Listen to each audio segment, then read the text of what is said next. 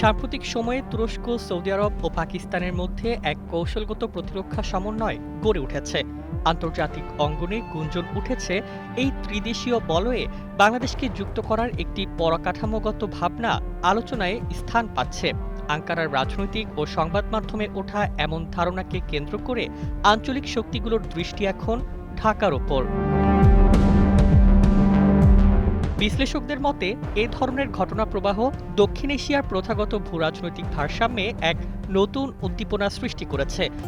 এভাবেই কোটি কোটি মানুষের ঘরে দেশ জুড়ে ফ্রিজ একটাই, ওয়ালটন। ঐতিহাসিকভাবে বাংলাদেশ তার পররাষ্ট্রনীতিতে সবার সাথে বন্ধুত্ব, কারো সাথে বৈরিতা নয় নীতি অনুসরণ করে এসেছে। চীন, ভারত ও পশ্চিমা শক্তির সাথে সমান্তরাল সম্পর্কের মাধ্যমে ঢাকা বরাবরই আঞ্চলিক ভারসাম্যের পরিচয় দিয়েছে। সম্ভাব্য প্রভাব ও পরিবর্তন। পররাষ্ট্রনীতিতে নতুন মাত্রা।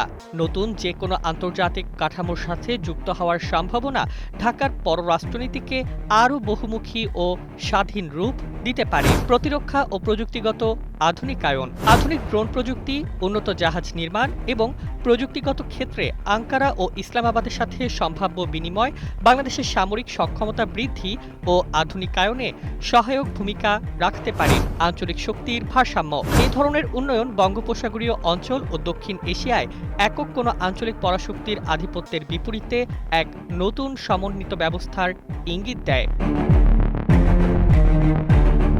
যদিও এ বিষয়ে কোনো আনুষ্ঠানিক চুক্তি বা আনুষ্ঠানিক সিদ্ধান্ত হয়নি, তবে আঞ্চলিক কূটনৈতিক মহলে এ ধরনের আলোচনার উত্থানই নতুন বার্তা বহন করে। দক্ষিণ এশিয়ার ভূরাজনীতি যে একমুখী ধারায় আটকে নেই, বরং এক বহুমাত্রিক মেরুকরণের দিকে ধাবিত হচ্ছে, এই প্রেক্ষাপটই তার প্রমাণ।